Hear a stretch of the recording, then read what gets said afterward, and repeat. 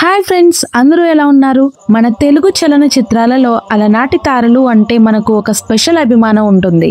ఎన్టీఆర్ గారు, ఏఎన్ఆర్ గారు, గుమ్మడి గారు, రంగారావు గారు, జగ్గయ్య గారు, ఇలా మగవాళ్ళలో చాలా మంది నటులు ఉన్నారు. ఎవరు ఒప్పుకున్నా ఒప్పుకోకపోయినా చిత్రసీమ మాత్రం మగవాళ్ళ డామినేషన్ లో ఉంటుంది. కానీ కొంతమంది నటీమణులు ఉన్నారు, వాళ్ళు మాత్రం ఈ డామినేట్ చేస్తూ ఉంటారు. అలాంటి నటీమణులలో భానుమతి గారు, జమున గారు, విజయశాంతి గారు, ఇలా కొంతమంది ఉన్నారు. ఈ రోజు ఈ వీడియోలో అలాంటి తార అయిన జమున గారి గురించి చెప్పుకుందాం. జమున గారు అప్పటి అగ్ర హీరోలను ఎలా ఢీకొట్టింది అనేది కూడా చెప్పుకుందాం. ఈ వీడియో జనవరి 27న రావాలి, కానీ కొంచెం లేట్ అయింది, క్షమించాలి. ఆ రోజునే ఎందుకు రావాలి అంటే 2023 జనవరి 27న జమున గారు మనల్ని వదిలి పైలోకానికి వెళ్ళిపోయారు. ఈ వీడియోలో జమున గారి గురించి చాలా విషయాలు చెబుతాం కాబట్టి వీడియో పూర్తిగా చూడండి. మా వీడియో గనుక నచ్చితే లైక్ చేయండి. మీరు లైక్ చేస్తేనే మా వీడియోస్ కి రీచ్ పెరుగుతుంది. అలాగే సబ్స్క్రైబ్ కూడా చేసేసుకోండి.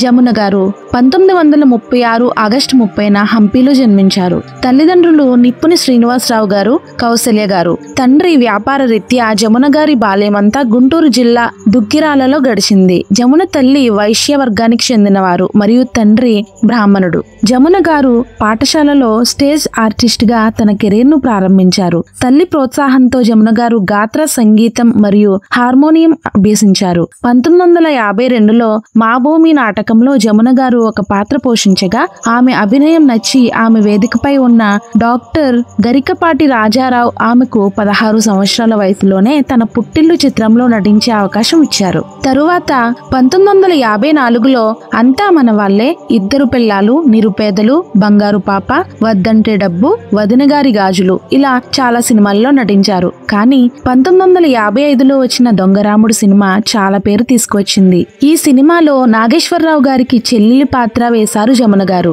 తరువాత సంతోషం సినిమా చేసినా అది అంతగా ఆశించిన ఫలితాన్ని ఇవ్వలేకపోయింది. కానీ 1955లో వచ్చిన మిస్సమ్మ మాత్రం జమున గారికి మంచి పేరు తీసుకువచ్చింది. ఈ సినిమాలో సీత పాత్రలో ఒదిగిపోయారు ఆమె. మిస్సమ్మ సినిమా కూడా ఒక క్లాసిక్ గా నిలిచిపోయింది. 1956 చింతామణి, చిరంజీవులు సినిమాలు చేసిన అదే సంవత్సరం వచ్చిన తెనాలి రామకృష్ణ పెద్ద విజయాన్ని సాధించింది. 1957లో వచ్చిన పెళ్లినాటి ప్రమాణాలు, సతీ అనసూయ మంచి సక్సెస్ సాధించాయి. 1958లో వచ్చిన భూకైలాస్ సినిమా మాత్రం చాలా పెద్ద విజయాన్ని అందుకుంది. ఈ సినిమాలో మండోదరి పాత్రలో చాలా బాగా నటించారు ఆమె. 1959లో వచ్చిన అప్పు చేసి పప్పుగొడులో జమున గారి పాత్ర, ఆవిడ నటన అదరహం అనిపిస్తుంది మనకు. ఈ సినిమాలో లీలా అనే పాత్రలో ఆమె మనకు కనిపిస్తారు.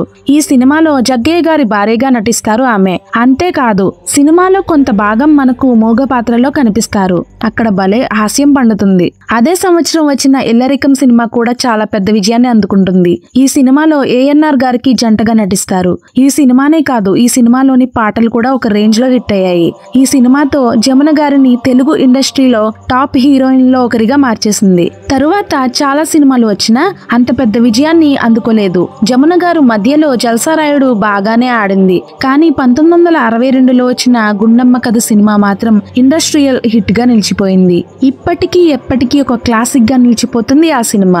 ఈ సినిమాలో నటించిన ఆర్టిస్టులు అందరూ హెమాహేమేలే, ఒకరిని మించి ఒకరు నటిస్తారు. జమున గారి పాత్ర ఈ సినిమాలో మొదటి భాగంలో పెంకిగా కనిపిస్తారు, రెండో భాగంలో మాత్రం ఉత్తమ ఇల్లాలుగా కనిపిస్తారు. అదే సంవత్సరంలో వచ్చిన గులి బకావలి కథ కూడా చాలా హిట్ అయింది.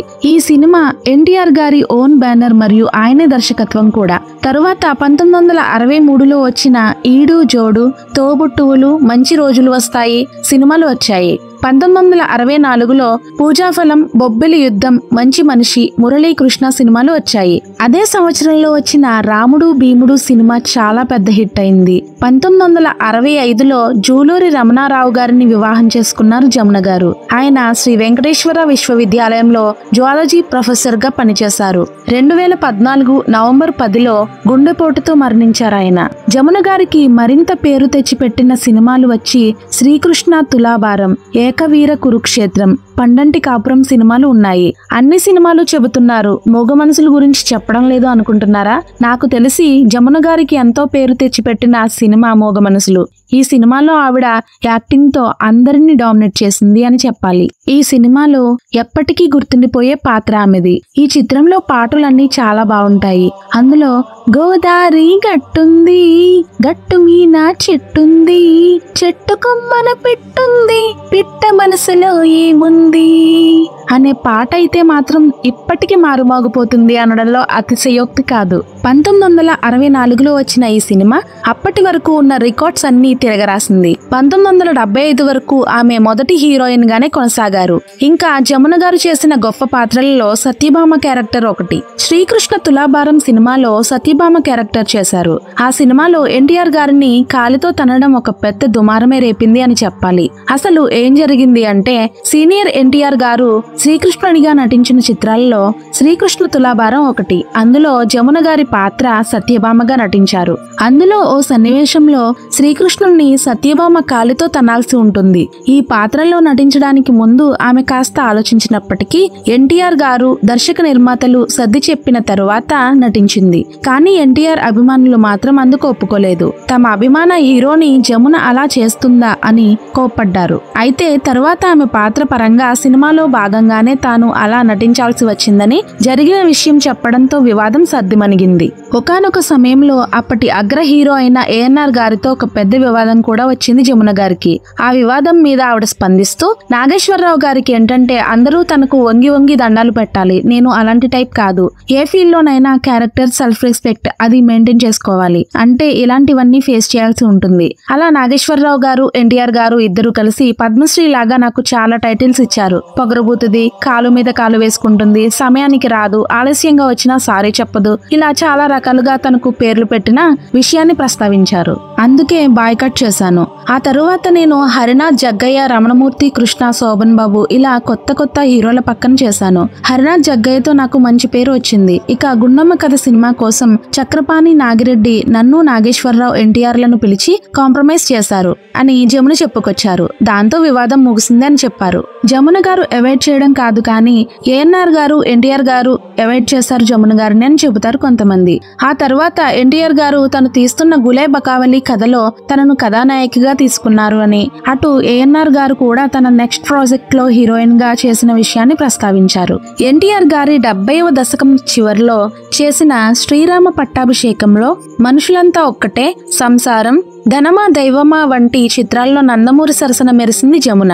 తెలుగు, దక్షిణ భారత భాషల్లో కలిపి ఆమె దాదాపు 200 సినిమాల్లో నటించారు. పలు హిందీ సినిమాల్లో కూడా నటించారు. 1967లో ఆమె హిందీలో చేసిన మిలన్, 1964లో విడుదలైన మోగ మనసులు సినిమాలకు గాను ఉత్తమ సహాయ నటిగా ఫిల్మ్ఫేర్ అవార్డులను అందుకున్నారు. 2008లో ఎన్టీఆర్ నేషనల్ అవార్డు వచ్చింది.